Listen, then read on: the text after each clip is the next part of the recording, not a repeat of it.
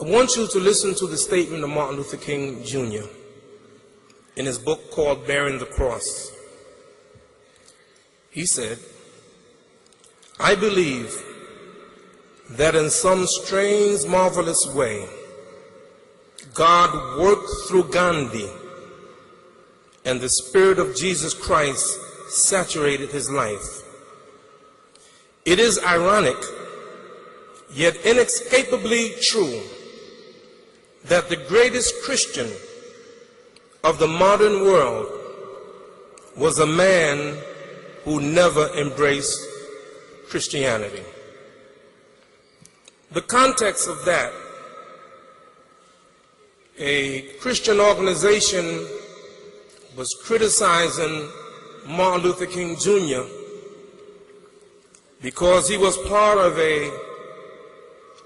an organization called the Gandhi Society. And they said the Gandhi Society was an un-Christian name. And when they said that, Martin Luther King said what he said. And I want you to think about that for a moment. Everyone here knows that Gandhi wasn't a Christian, he was a Hindu. But yet Martin Luther King was looking at beyond the surface and looking at the behavior of that man Gandhi. And again he said, the greatest Christian of the modern world was a man who never embraced Christianity. The second quote: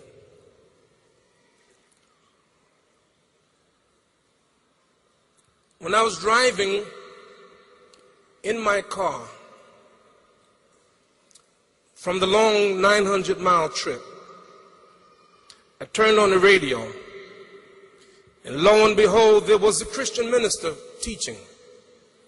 And he was talking about Christians being tolerant, but then he said that they have to be careful of how far you go with being tolerant. He said it's good to have neighbors who are Muslims and you can talk to them, but then he said, but everyone knows no Muslims will go to paradise." Now when he said that, I didn't get a sense from him that he was being mean-spirited. I felt his sincerity. But there are a lot of people perhaps that are saying that of course there are no Muslims that will go to paradise. And I thought that it's time for us to address a few issues. Whenever you notice a Muslim in a supermarket and they're going shopping for food, the thing that you will always notice is that they're looking at the ingredients. Everywhere they pick up a loaf of bread and they're reading the ingredients because they want to make sure that the ingredients, there's no pork in the ingredients. And when they pick something to drink, they want to make sure there's no alcohol. So Muslims are always looking at the ingredients, what's on the inside.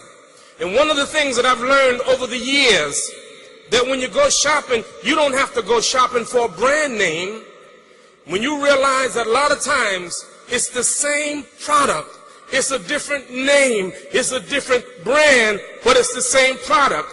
And this is why our children spend $150 for Nike sneakers that only cost $5.50 to produce.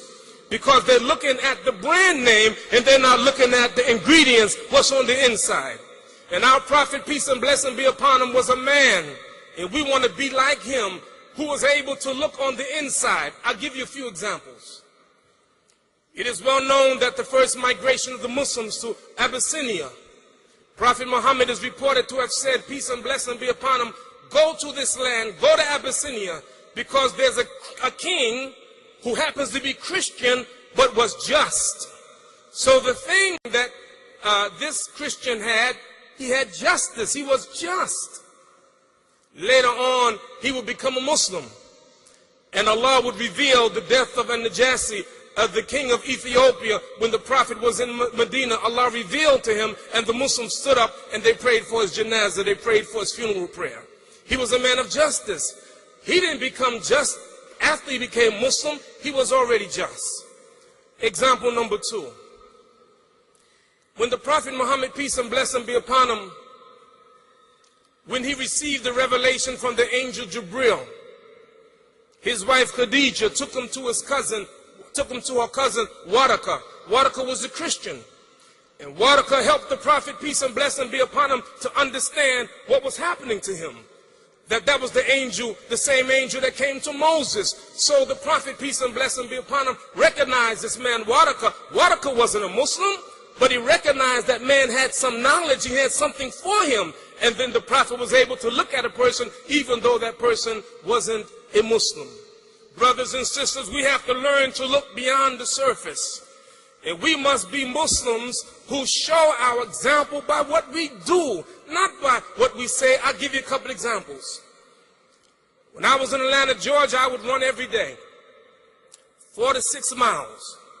And I would go on this trail. And by the way, I challenge you, Sheikh Majid, Sheikh Said, Dr. Saeed, Muhammad, to come run with me and Zaid, inshallah. But I would run. When I get to the halfway point, I would go to the supermarket where there's a supervisor, and I never knew he looked at me, but when I came in one day, he said, "Hello, Mr. Walker." I said, "My name is not Mr. Walker." He said, "I watch you walk and run every day, 6 o'clock in the morning, people watching." And then I found out the people riding down the road, they're watching. And then on this road where I would run and walk, there were some branches that were in the way, and I would cut all the branches. And one day I was walking, a Christian woman walked next to me and said, "Listen, thank you for moving all those branches." You never know who's watching you. I had a neighbor, a Christian neighbor named Jackie. She retired, and she inherited some cats. Some cats came on her property, and so they're there now. And she would try to feed the cats, and she had a fixed income, and she had no food one day. And she gave them some macaroni and cheese. And I found out about it, and what I did, I went to the supermarket and I bought bags and cans of cat food. And then I found out that she talks about me to her Christian friends in her church. People are always watching. And so, brothers and sisters, it's not just what we say, but what we do. And I finally conclude with this.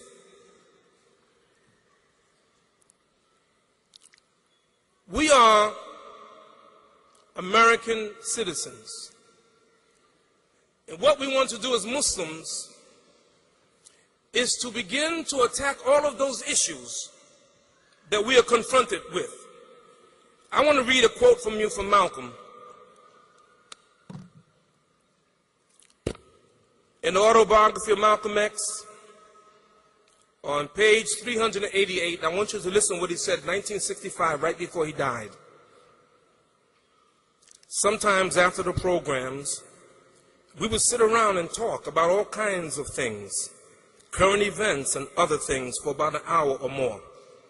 You see, most whites, even when they credit a Negro with some intelligence, will still feel that all he can talk about is the race issue. Most whites never feel that Negroes can contribute anything to other areas of thought and ideas. You just notice how rarely you will ever hear whites asking any Negroes what they think about the problem of the world health or the space race to land men on the moon. But now you turn on the TV and President Obama is talking about every issue, and he's African American. Turn on the TV on Sunday, you hear black African American men and women experts talking about every issue, not the black issue.